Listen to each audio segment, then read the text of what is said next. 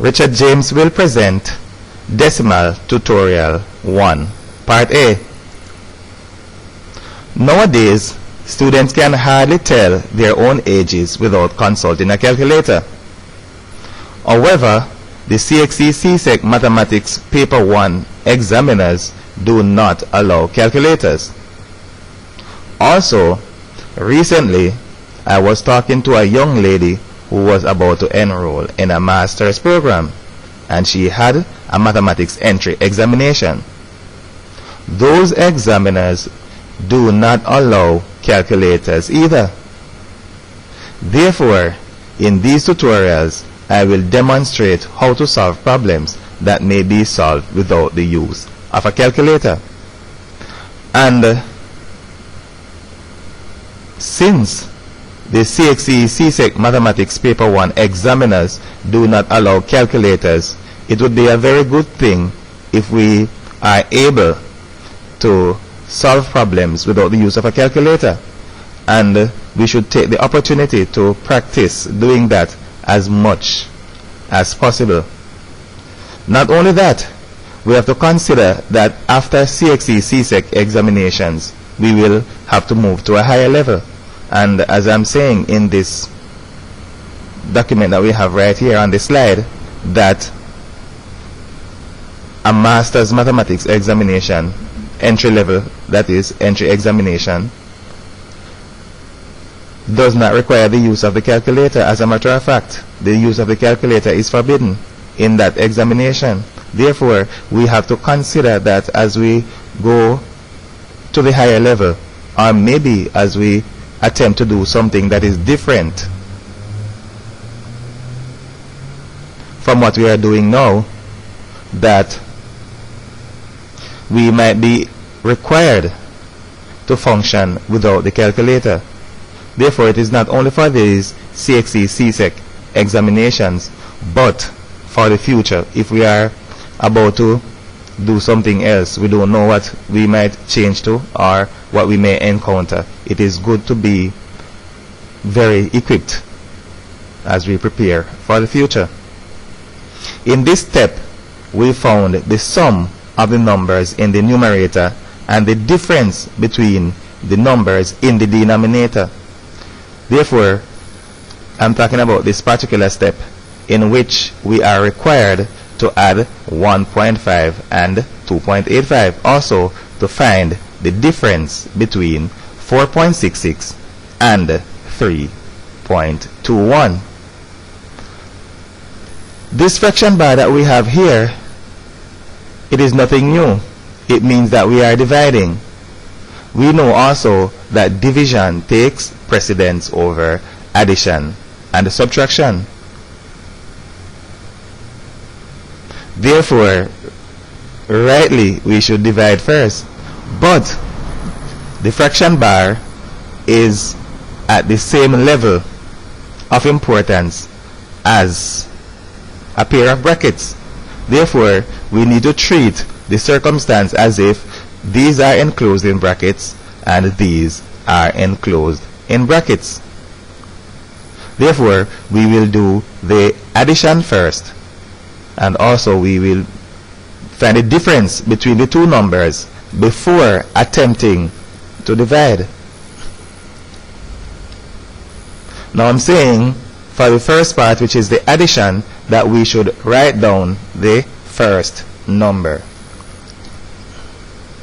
The first number is 1.5. The next one will be 2.85. What do we do? For the second number, ensure that the points are vertically aligned.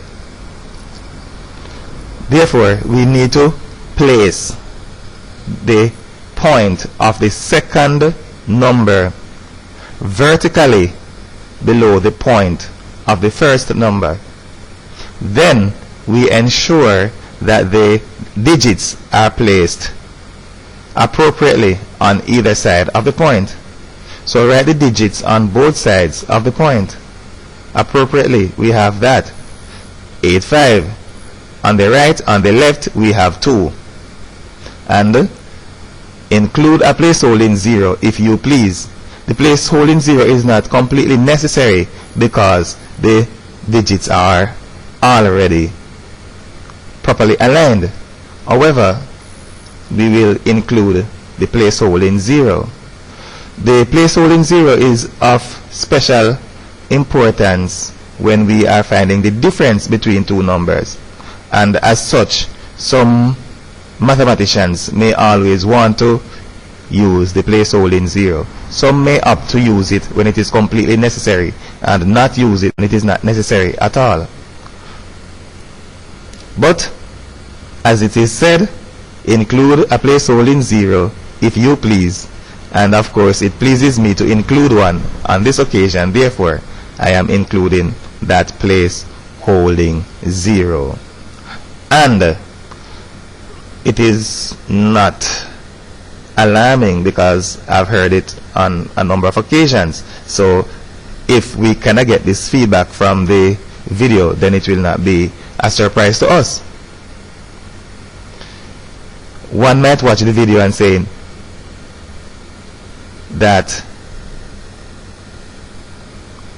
why is Richard James taking us to grade 3 mathematics at primary school when in fact we are doing CXC mathematics? We should be finished with these things already.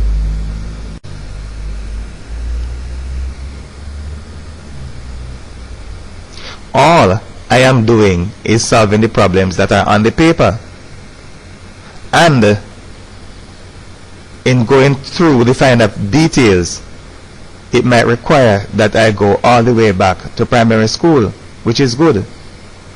As a matter of fact, I was told recently that the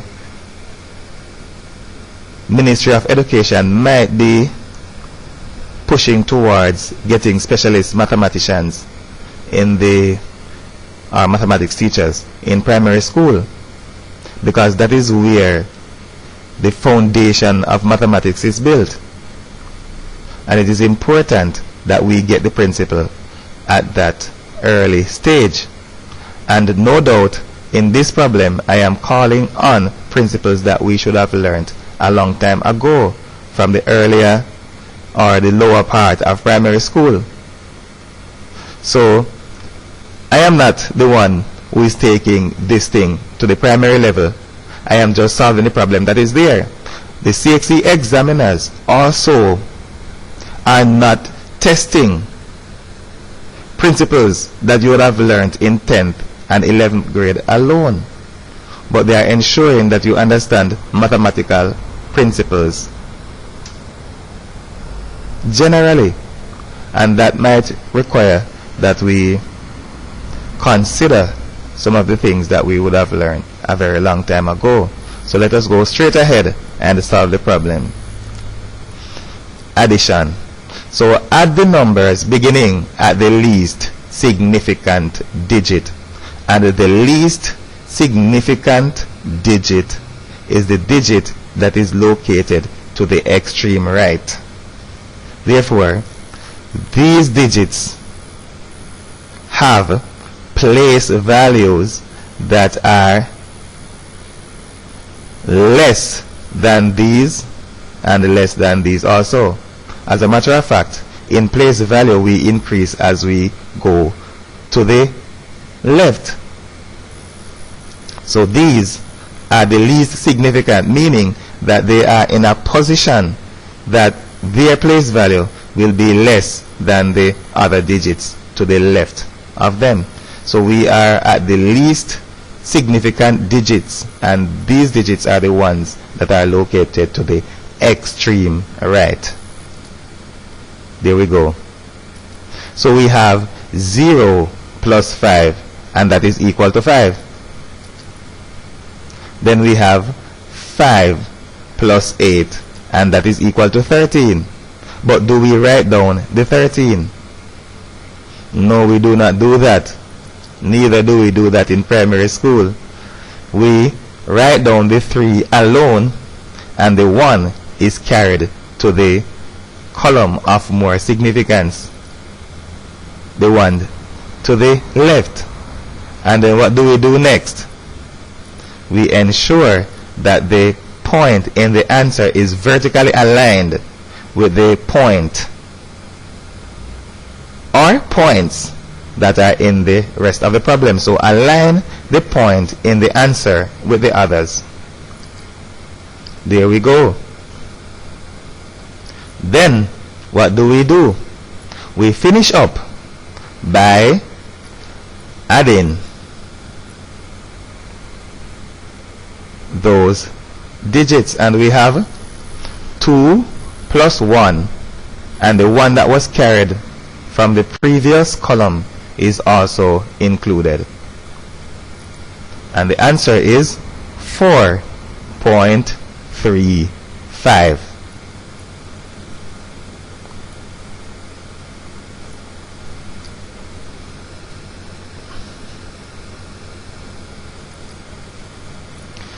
That is how it is done on paper, although candidates should be able to carry out the process mentally.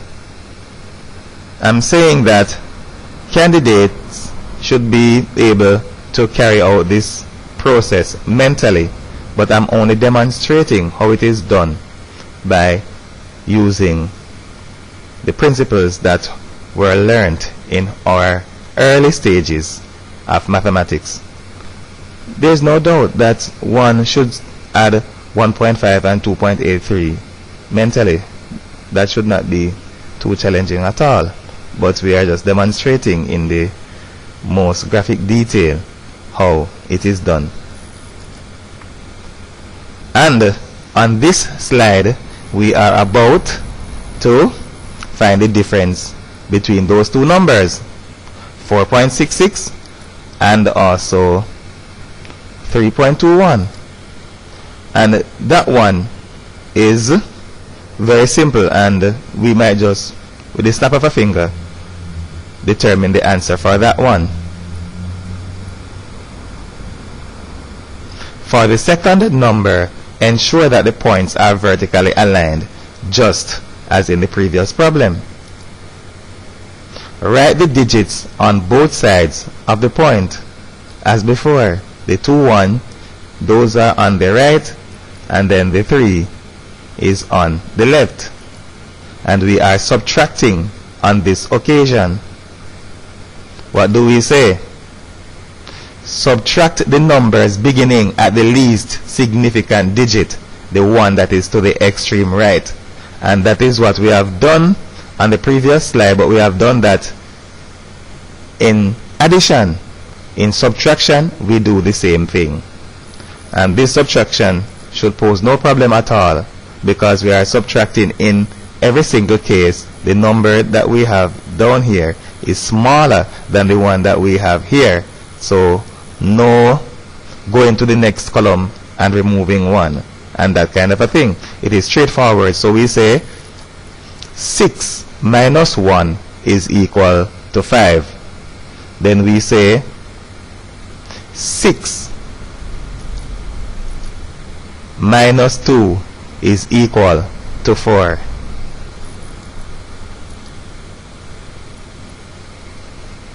Well, in the end we could have aligned the points, but let us throw that in at the stage that we are at. We are progressing to the left, and the next thing that we encounter is that point. Therefore we cause it to be vertically aligned with the others, and then finally what do? 4 minus 3, and that is equal to 1. The answer is 1.45.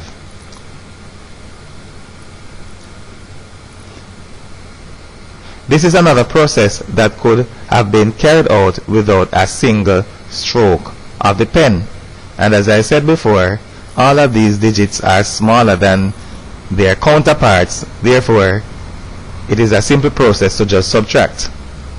No going to the next column and removing any digit. Therefore we should be able to complete this one even easier than the other one mentally. we are now ready to divide.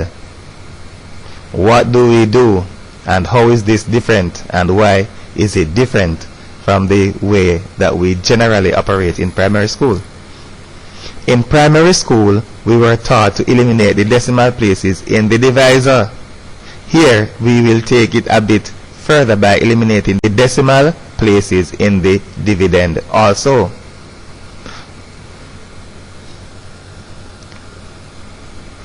Therefore, we will go straight ahead and remove the decimal places, every single one of them.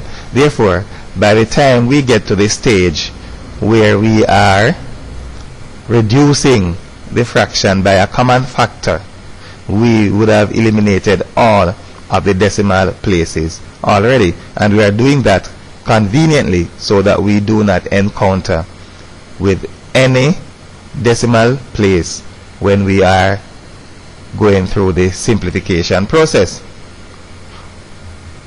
which is somewhat different from the approach that we used to take in primary school, in which we would have eliminated the decimal places in this part alone. What approach do we take in eliminating all of those decimal places? What do we do? First, we count the number of decimal places. And the number of decimal places we have 2 places of decimal. Therefore, we eliminate the 2 places of decimal in the numerator, and we eliminate the 2 places of decimal in the denominator. They both have 2 decimal places. That means the numerator has 2 decimal places and the denominator has 2 decimal places. We will eliminate 2 decimal places in the divisor and 2 decimal places in the dividend. This is equivalent to multiplying by 10 to the power of 2, 10 squared, which is equal to 100. The process is legitimate because multiplying both numerator and denominator of a fraction by the same number does not change its value. So, eliminating 2 decimal places in the numerator and eliminating 2 places of decimal in the denominator means that we are multiplying the numerator by 100 and we are multiplying the denominator by 100.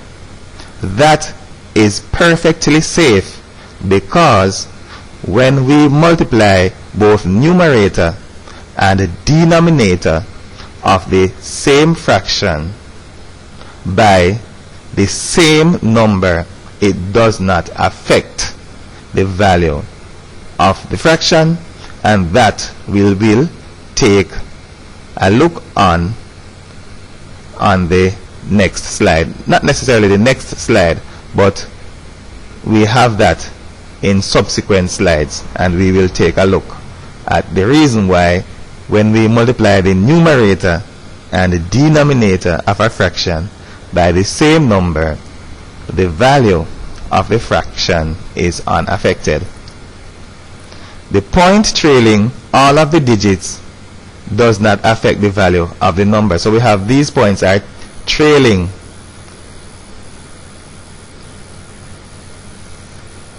the numbers. They do not affect, if they are there or not, does not have anything to do with the value of the number. Therefore, we may forget about them, we may discard them, we may leave them off as we go straight ahead to solve the rest of the problem. So we will forget about those points for now. They do not affect the value of the numbers. We may now proceed to reduce the fraction.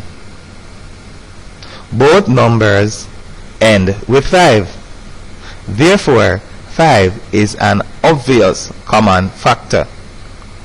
we will reduce this fraction, and of course if we are reducing a fraction, we will first find a common factor, and 5 is an obvious common factor because if a number ends with a 5, 5 is a common factor of that number, and we have these numbers, both of them are ending with a 5, therefore we are sure that 5 is a common factor.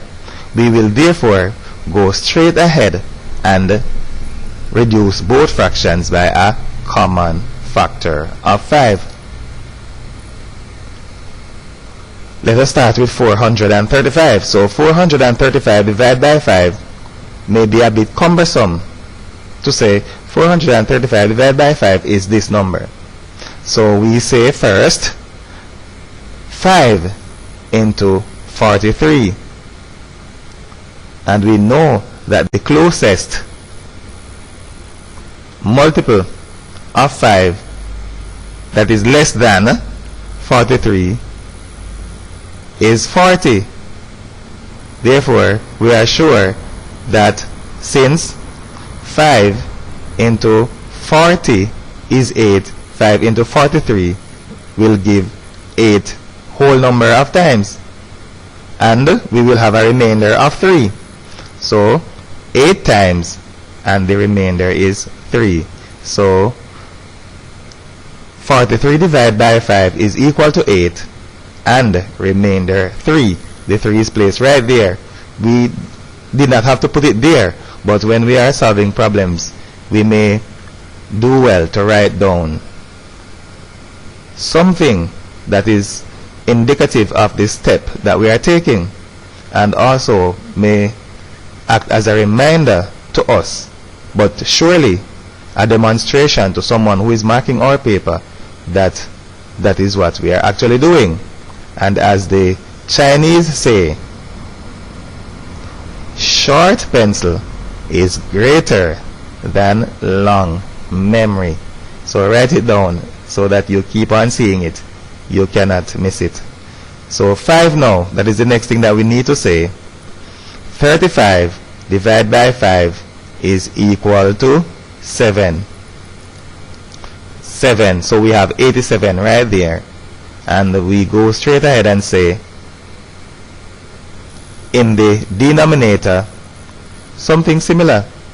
5 into 14 is 2, and the remainder is 4. We say 5 into 45, and the answer is 9.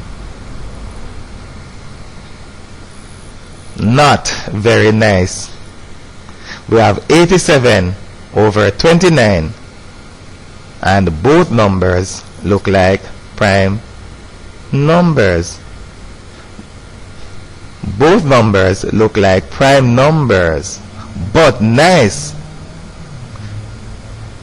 to discover that 87 is not a prime number, and that it is also a multiple of 29. So that will bring some relief, or at least some amount of joy, to realize that this can be reduced, because 87 is a multiple of 29.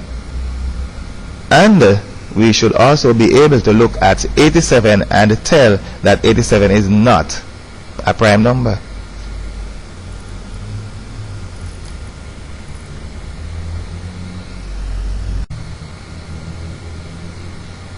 I would not be disappointed on this occasion if my students attempted to use a calculator.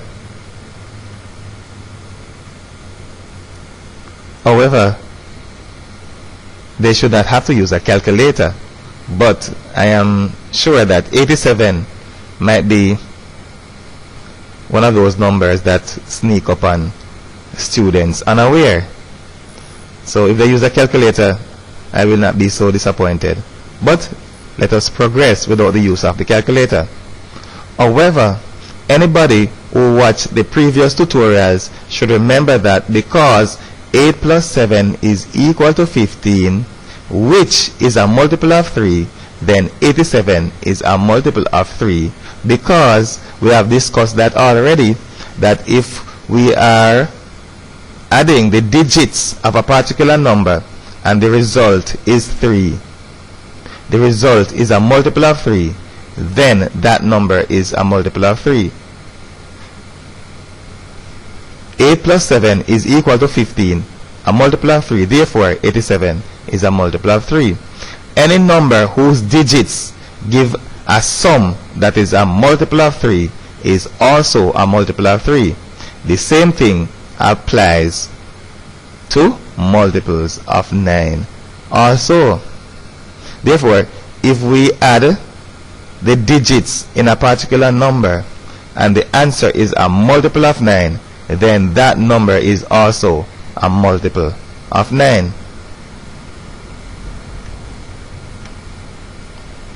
And we are saying that 87 divided by 29 is 3 before someone attempt to ask me what is the answer, although we definitely had the clue that the digits add to give a multiple of 3. Therefore, it is a multiple of 3, so we should be thinking maybe it is 29 times 3. But I'm not seeing those persons who might be watching the video, therefore they may want to take a calculator and make use of it, knowing that Richard James will not see them.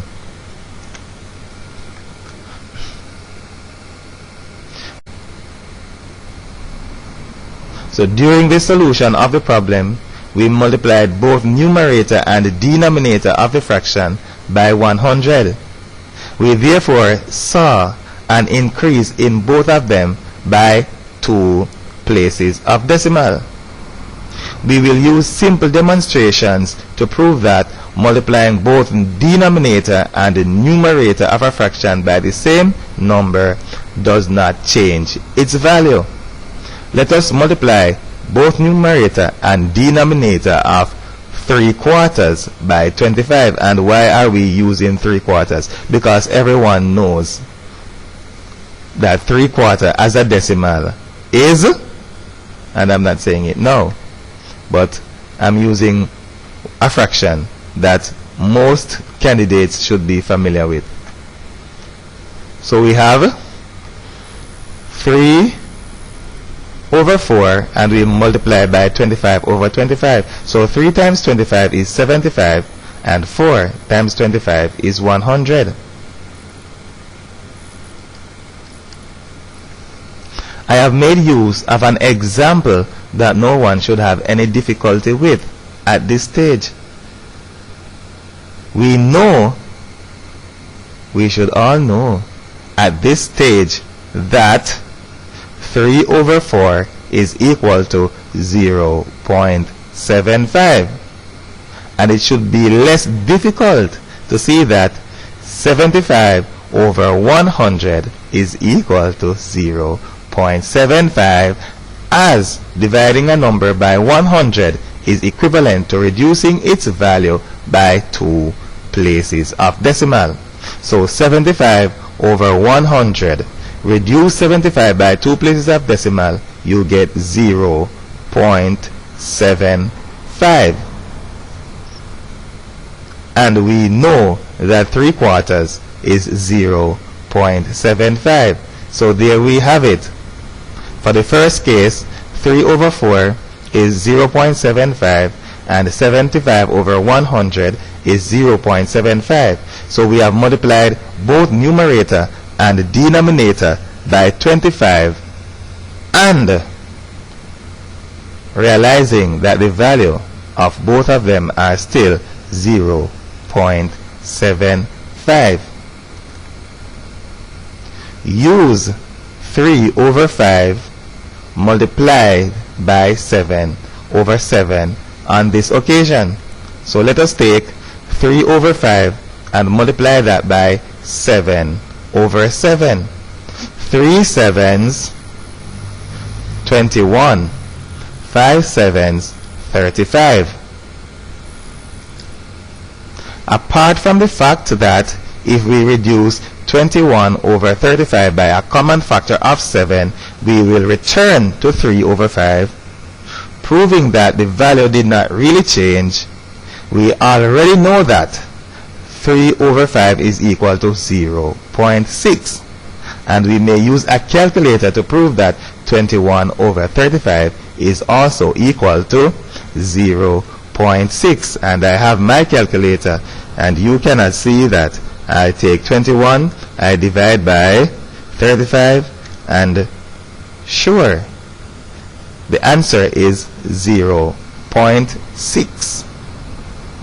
And some of you might act as if you do not know that 3 over 5 is 0.6. And you may take your calculator and do it also. Right, I am not going to see you, but at least you will see that both of them are equal to 0.6. Some mathematicians may prefer at least one general example.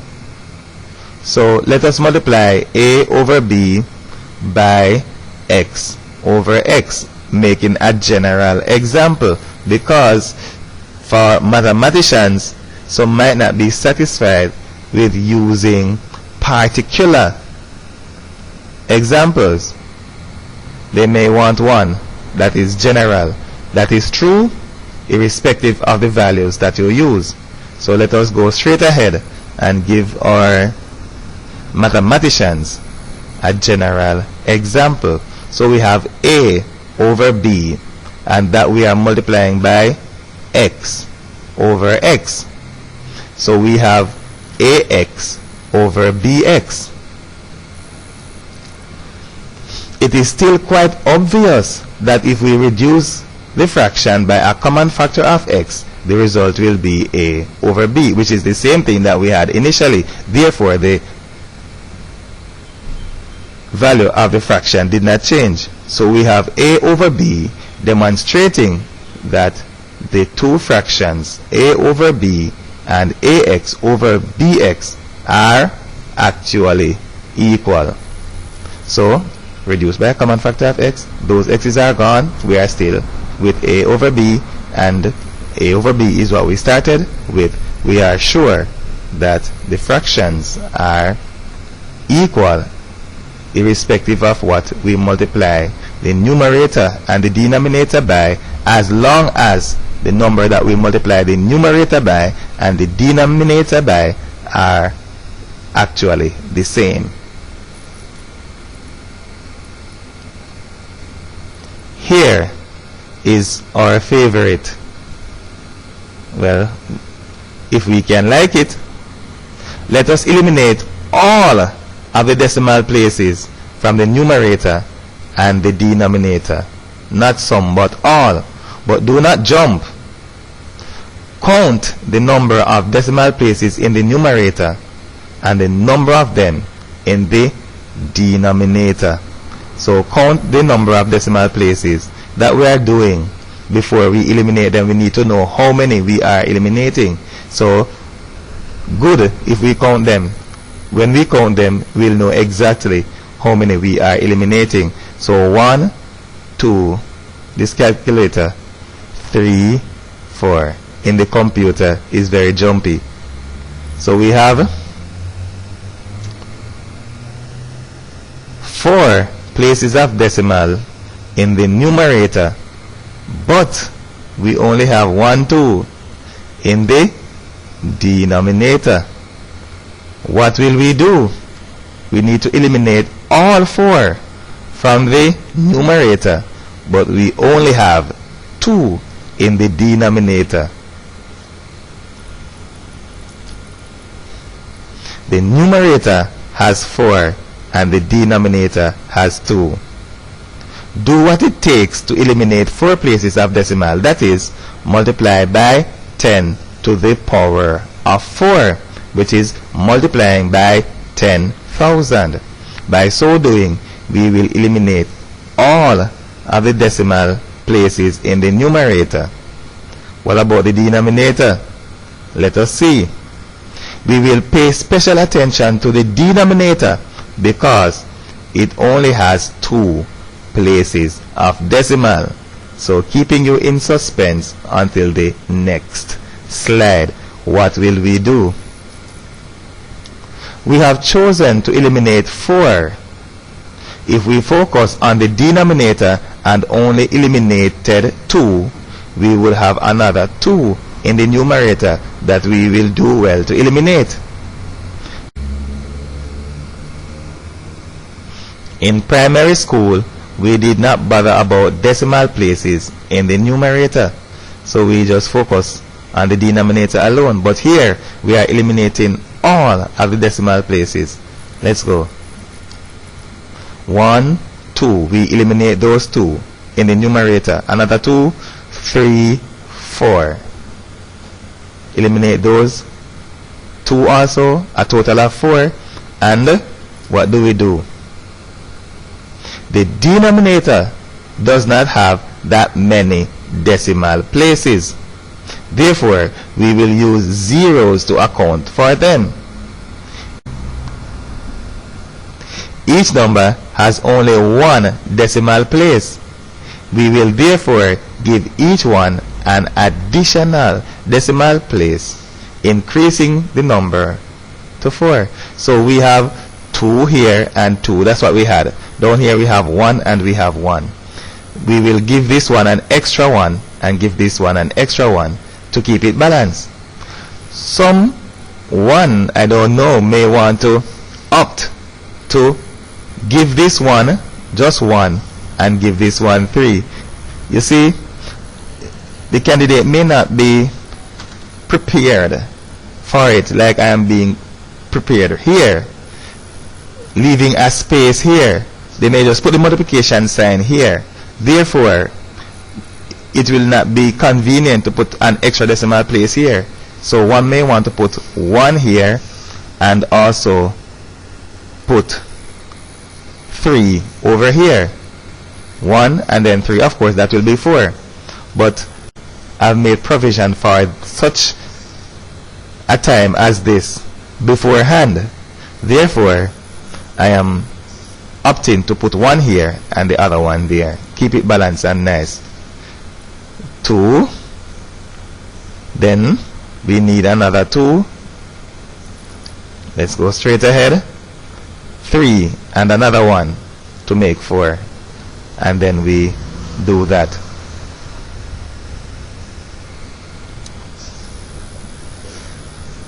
What do we do next?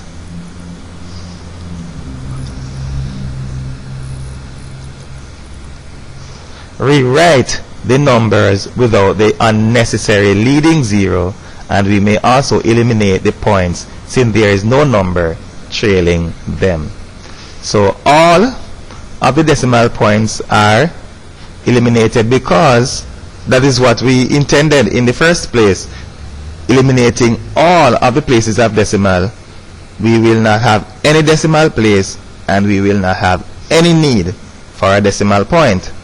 And trailing zeros, we did not have any, but we had leading zeros that are not important, and we have eliminated those also. Now it is time for us to reduce the fractions, and as soon as we see 5,010 and we see 1,002, those numbers are so large that we cannot reduce them without using 2 pages of a police record book. However, if we take a second look at the problem, we will realize that 2 multiplied by 5 is equal to 10 and 1 multiplied by 5 is equal to 5, demonstrating that this number is merely 5 times this. And while I'm solving mathematics problems, I always look at things that seem to be very, very difficult, and I know beforehand that that is where the simplicity lies. Therefore, when something looks very difficult in mathematics, I am not alarmed by it. I always imagine that that is where the problem is the simplest. it works for me more than 95% of the times. I am sure that it is working here also. So let us go straight ahead and reduce by a common factor of 1002. Let us look what we have in this comment. We may reduce the numbers beginning with a common factor of 1002. A second look at the numbers may reveal that we have what? 2 times 5 is 10, and of course 5 multiplied by this one is equal to 5. So we are sure that this number is merely 5 times this. And as I always say, 2 takes longer than 5. It is better to take an extra 5 seconds to look at a problem, analyze it, than to take an extra 2 minutes solving. So take 5 extra seconds rather than 2 extra minutes. So there we have it. 5010 divided by 1002 is equal to 5. Gets down very quickly, and we have what? 1002 divided by itself 1002 is equal to 1. We have 70 divided by 14 is equal to 5, and we have 14 divided by 14 is equal to 1. Putting those together, continue by multiplying the resulting numerators and the resulting denominators.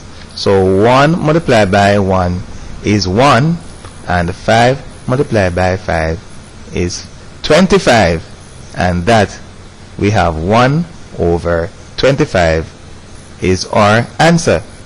But we are opting to put the answer in the same form as the numbers in the statement of the problem. They are actually decimal fractions, or we may say numbers that have a decimal fraction part. There is an easy way to divide by 25 if the dividend is not outrageous. Just multiply by 4 and reduce the result by 2 places of decimal. So it is easy to divide by 25.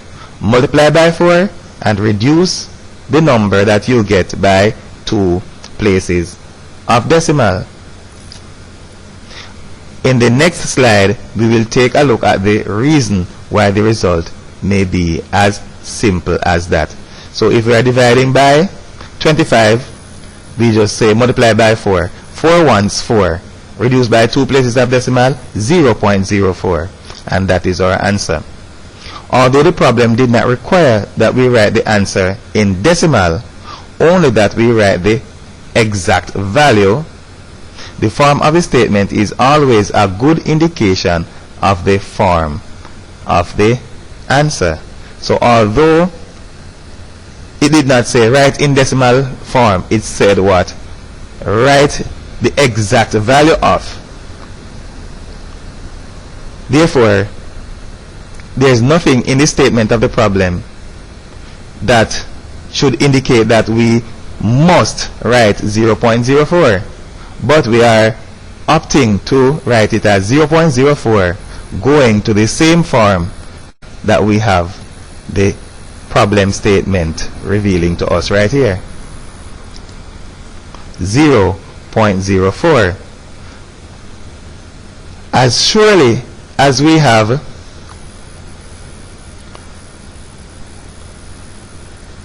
$25, as we have right here, is related to 4. 5 is related to 2. And we can use that relationship in making our work simple in much the same way that we are using the relationship between 4 and 25. As a matter of fact, if you are aware and you are making use of, or prepared to make use of, the relationship between 2 and 5, then numbers that look like 70 and 14, you should just be able to look at it and tell that one is a multiple of the other. So if we are prepared to make use of the relationship that exists between 4 and 25 and between 2 and 5, that can greatly reduce our troubles.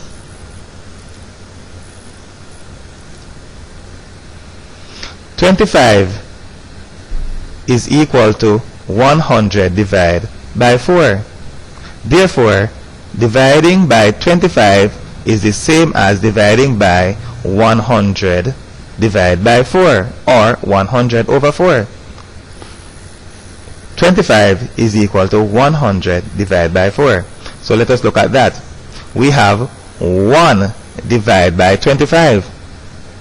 Therefore, we may say 1 divided by 100 over 4, because 100 divided by 4 is 25. It is the same thing. Dividing by a fraction is the same as multiplying by its reciprocal. Very nice. Therefore, if we are dividing by 25, we are multiplying by 4, and we are dividing by 100, meaning that we just multiply by 4 and divide by 100, which is reducing by 2 places of decimal. Well, it is really as simple as that. Multiply by 4 and divide by 100, which is the same as reducing the value of the number by 2 places of decimal. Dividing by 100, that is the same as reducing by 2 places of decimal. So let us try that with 8. 8 divided by 25 is equal to, what do we do? Multiply by 4. So 8 multiplied by 4 is 32. And then what do? We are attempting to reduce 32 by 2 places of decimal. But we are taking note of the fact that in a whole number, the point is considered to be at the extreme right. Because it is a whole number, the point is considered to be at the extreme right. Therefore, what do? Reduce the number by 2 places of decimal. 1, 2. Reduce the number by 2 places of decimal, and then it is appropriate to place a 0 to the left of those. To the left of the point. There we have it. 0.32. 8 divided by 25. 8 4 is 32. 0.32. It is as easy as that.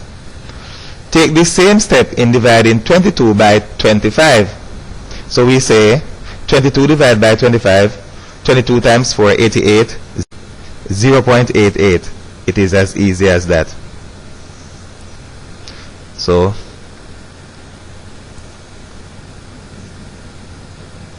(22) divided by 25, multiply 22 by 4. So 22 multiplied by 4 is 88. In a whole number, the point is considered to be at the extreme right. And then what do we do after that?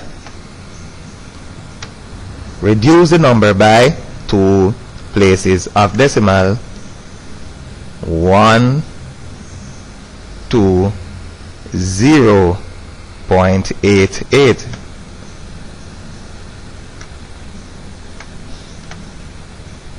Even 14. Multiply by 4. So multiply 14 by 4. 14 multiplied by 4 is 56. The point is considered to be at the extreme right in that whole number. Reduce by 2 places of decimal. 1, 2, place the 0 there, 0.56. What about 31? Multiply 31 by 4. 4 times 31 is 12 4, so 124. So 1.24. So take that 31 that we have to be divided by 25. So multiply 31 by 4. 31 multiplied by 4 is 124. Then what do we do? Reduce by 2 places of decimal. And what do we get? 1.24. Do not bother to rush to the godforsaken calculator in order to verify your answers. They will not be any different no matter what numbers you use, as long as you make use of the same process. It does not matter as long as you are dividing by 25 and you multiply by 4, reduce by 2 places of decimal, you will always get the correct answer. So the calculator is not completely necessary. It is for us to understand that there is an intimate relationship between 4 and 25 as there is with 2 and 5. One may even extend the relationship to 8 and 125, and no doubt in the summer we will extend that to 16 and 625. Those relationships may be used in making calculations simpler and quicker. What about this one?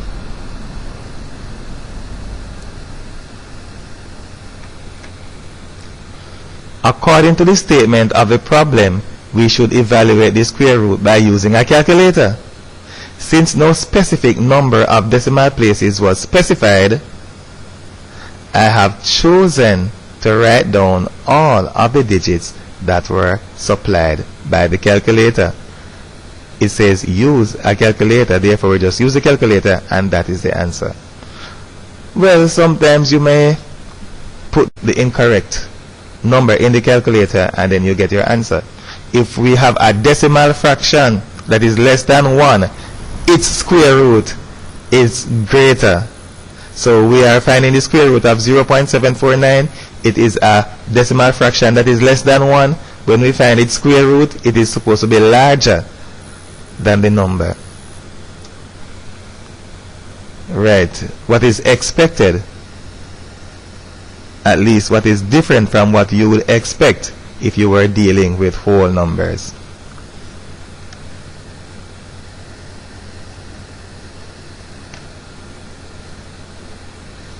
This problem is similar to one that we have solved quite recently. We will immediately take steps to clear the decimal places from the numerator and denominator. Count the number of decimal places in the numerator and denominator. Well, if we need to take steps to eliminate the decimal places from the numerator and the denominator, one good place to begin is by counting the number of decimal places in the numerator and the number of decimal places in the denominator. So let us go 1, 2, 3 and continue 4, 5. So we have 5 places of decimal in the numerator, but what about the denominator? 1, 2, 3. What do we do then? If we have 5 in the numerator and 3 in the denominator, what do we do? We will eliminate the 5 places of decimal from the numerator. The denominator only has 3.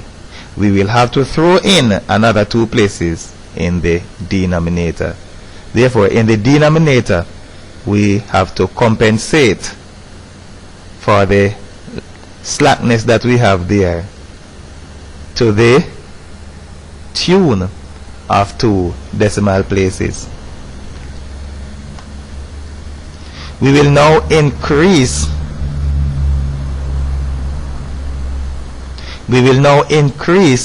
both numerator and denominator by 5 places of decimal by multiplying by 10 to the power of 5. Turns out to be 100,000. So multiply the numerator by 10 to the power of 5, which is 100,000, and also multiply the denominator by 100,000.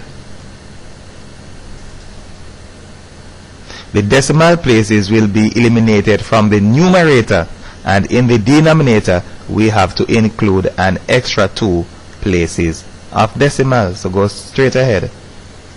So eliminate those. Eliminate the 1, 2, 3. Eliminate those 3 first. We have 2 more to complete the 5 places of decimal. Then we go to the denominator and eliminate the 3 that we have there. After that, we need to include another 2 and then go straight ahead with those also.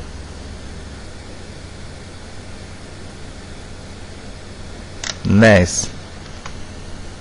Next, we will discard the unnecessary leading zeros and also forget the decimal points, since they are to the extreme right in the numbers. And not only that, that would have been our intention in the first place, to eliminate those decimal places. We will not have any decimal point.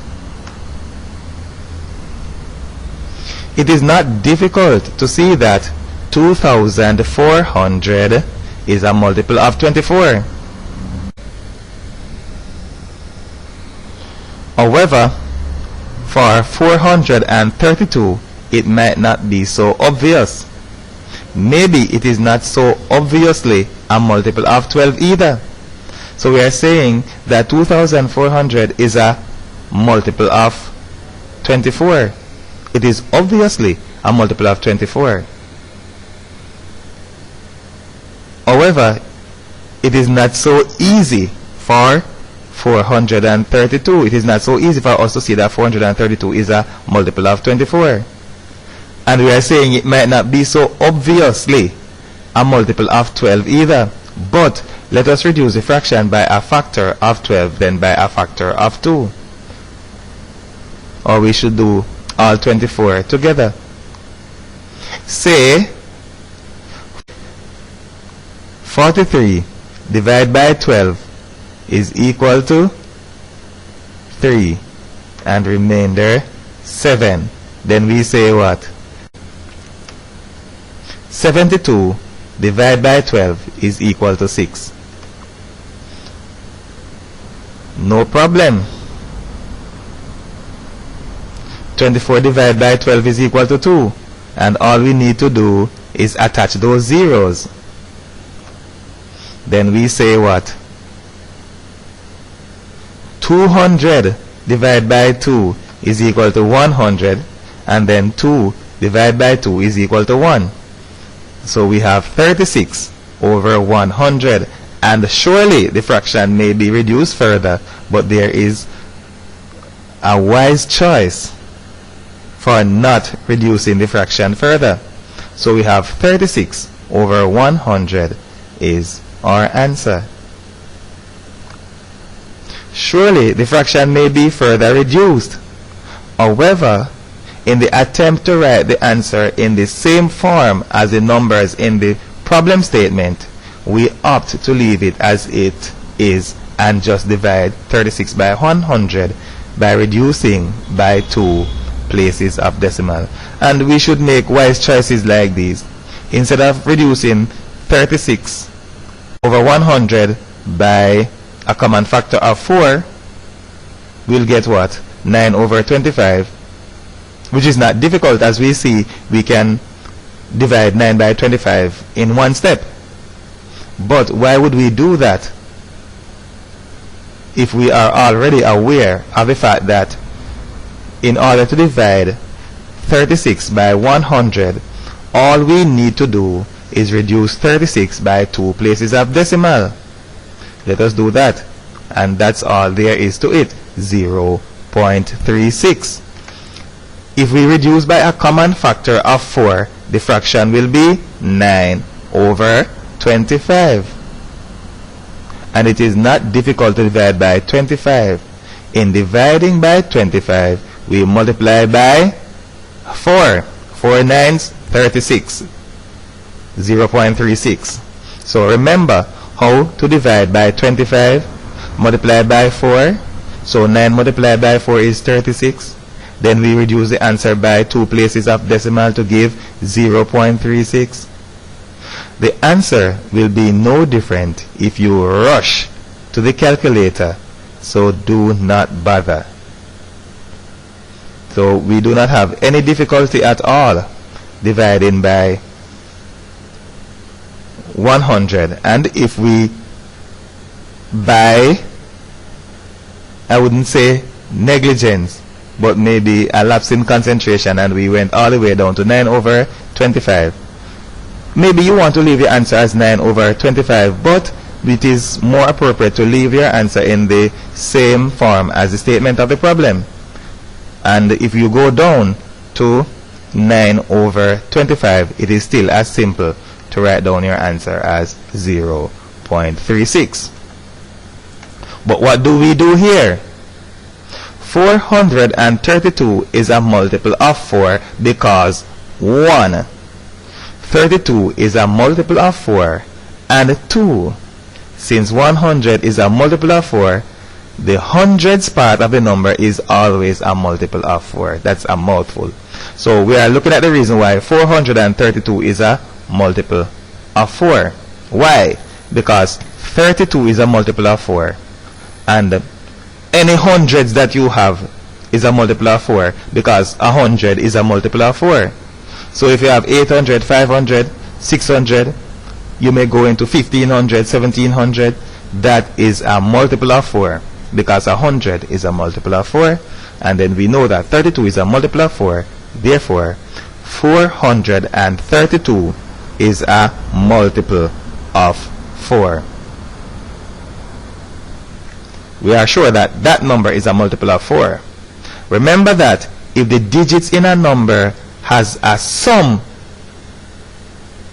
that is a multiple of 3, then that number is also a multiple of 3. We are looking at 432. We are looking at this number. 4 plus 3 plus 2 is equal to 9. Since 9 is a multiple of 3, so is 432. So 432 is a multiple of 3, and we are sure that it is a multiple of 4.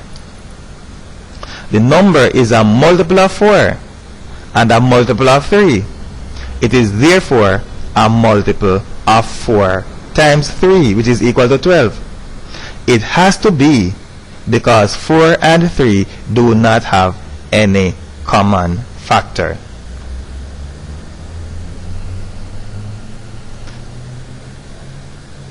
So that number is a multiple of 3.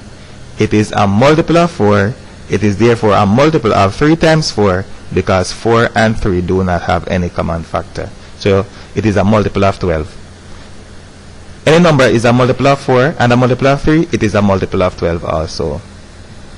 We may even go as far as saying that 432 is a multiple of 8, because 1, 32 is a multiple of 8, and 2, although not all hundreds are multiples of 8, we may also know that 400 is a multiple of 8.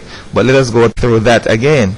We may even go as far as saying that 432 is a multiple of 8 because 1, 32 is a multiple of 8, and 2, not all hundreds are multiples of 8, but the even hundreds are. For example, 200 is. There is therefore no doubt that 400 is a multiple of 8. Therefore, 432 is a multiple of 8, and that is a lot. To say that 432 is a multiple of 8, we make use of the fact that 32 is a multiple of 8. Now, not all hundreds are multiples of 8, but the even hundreds, like 200, 400, 600, those are multiples of 8. So because we have an even hundred here, we know that the 100 part is a multiple of 8, and we already know that 32 is a multiple of 8. Therefore, 432 is a multiple of 8. We have already established that 432 is a multiple of 3. The number is a multiple of 8 and a multiple of 3. It is therefore a multiple of 8 times 3 is equal to 24. It is a multiple of 24. It has to be, because 8 and 3 do not have any common factor. So if a number is a multiple of 8 and it is a multiple of 3, it is a multiple of 8 times 3. It is a multiple also of 24. So we are sure that 432 is a multiple of 4. And the other number that we had there, 2400, which is 2400, is also a multiple of 24.